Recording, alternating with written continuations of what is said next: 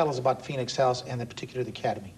Well, Phoenix House is the nation's largest nonprofit residential drug and alcohol treatment programs, and in Orange County we have a 35-bed facility for adolescents in recovery. They range from 6 to 12 months in treatment. And in the last, how many years, since 1979, since it's been open, it was open in New York, over 85,000 people have gone Right, through it the opened in system. 67 in New York and 79 here on the West Coast. Over 85,000 people have gone through the system. That's correct. And exactly what do you do once they get in? They open the door, and they walk in. What's the first step? Well, Phoenix House utilizes a behavioral approach to addiction treatment, and what does that mean? We believe psychologists, therapists may know what that means, but what does it mean to the street person? What makes us unique is our treatment methodology, which is what we call the therapeutic community.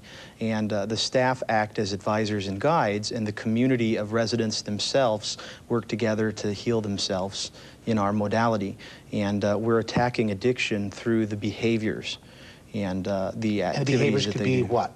Impulsiveness, lying, cheating, stealing, all of the behaviors that go along with drug abuse. Is there a general profile of these youngsters? Well, the approach that we take believes that there are more similarities than differences on the part of both the adolescents and the adults. So we don't draw a lot of lines. Let's just talk about adolescents. Give us the similarities. Yeah, the majority of my young people in my program are coming to us with 2 or 3 year substance abuse history. They're behind in school 1 to 2 years. They're involved with the criminal justice system for a year or 2. And all of that has a synergistic effect. Their family lives are often in chaos. Their social lives are a mess. What does that mean, chaos? Relationships with parents are severely lacking, if at all.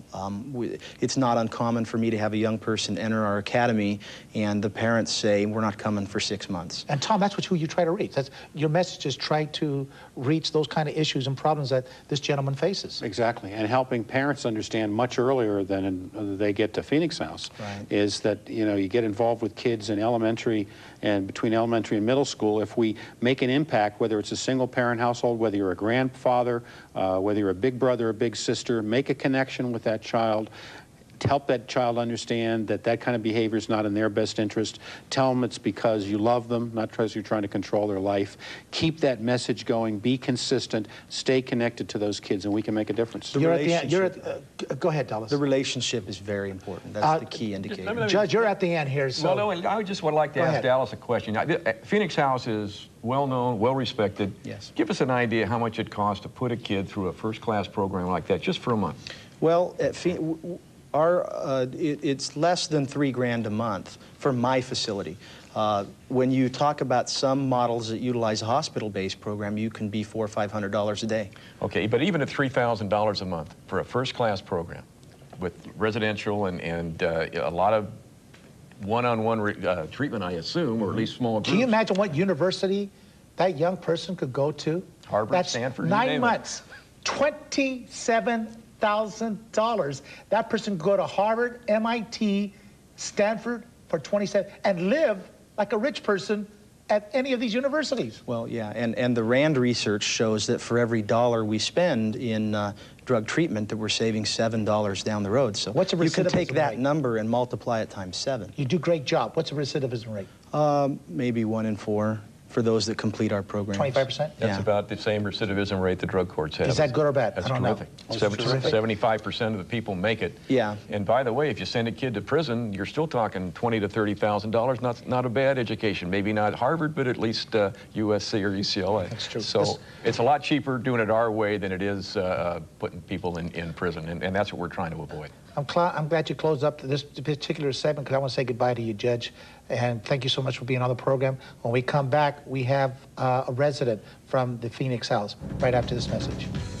From the family perspective, from the parent perspective, all you have to do is call this number, and you have this website, and if they do that, Tom, what will they find out? A lot of good information about how to talk to your kids at different ages, how to talk to a 12-year-old, how to talk to a 15-year-old, what kind of questions to ask, and more importantly, how to listen better. And this might be good for grandparents. Absolutely. Because so many parents are walking away from their kids, and the grandparents have taken over the business. Absolutely. And aunts and uncles and all the family members.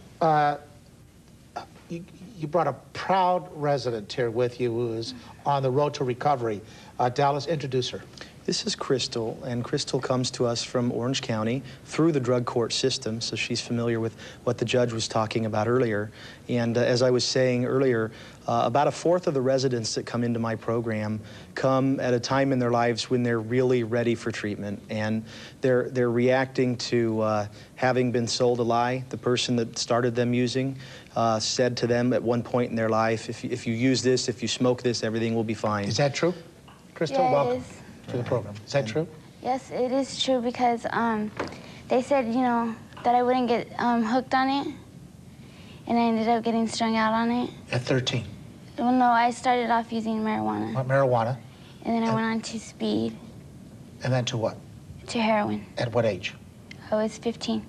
At 15 years old. Now, those 4 years, you're 17 now. And by the way, we sure appreciate you being on the program, because no matter what Tom says, no matter what this fat guy Ray Gonzalez says, and what Dallas says, it doesn't matter.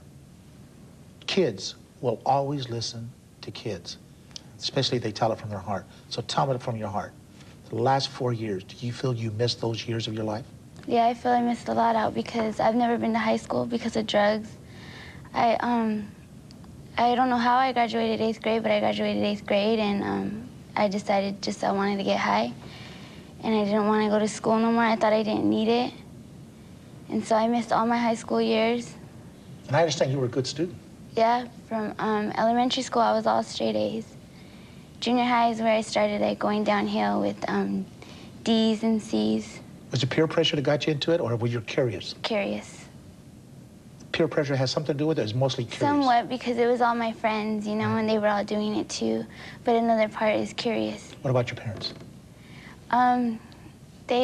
Well, I grew up with both of my parents, and they separated. As soon as they separated is where I started using speed.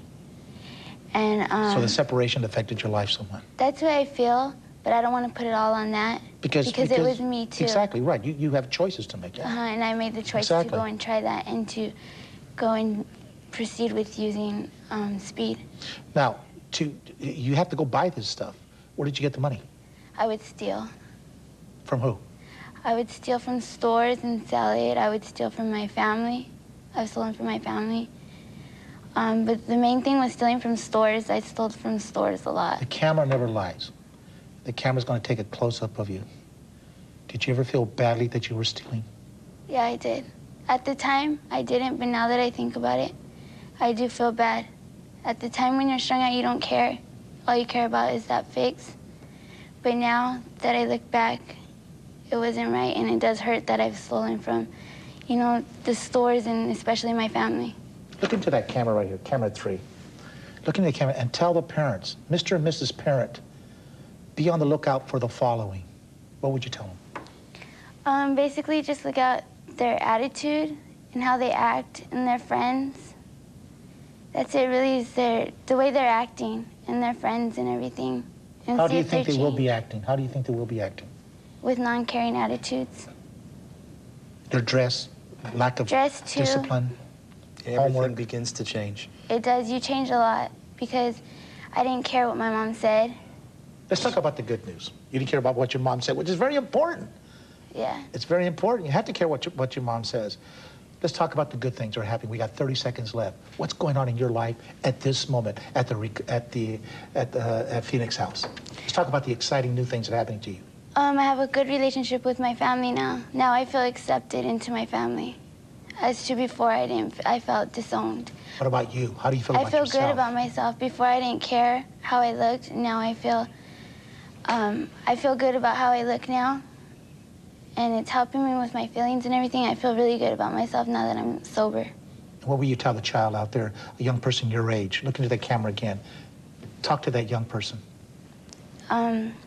I know it's fun at first, but it'll get old. And it's better to stop while you're ahead because sooner or later you'll end up either dead or in prison. Thank you so much. We have to go. Thank you, Tom. Thank you, Dallas. Thank you for having us. See you guys next week. Thank you very much.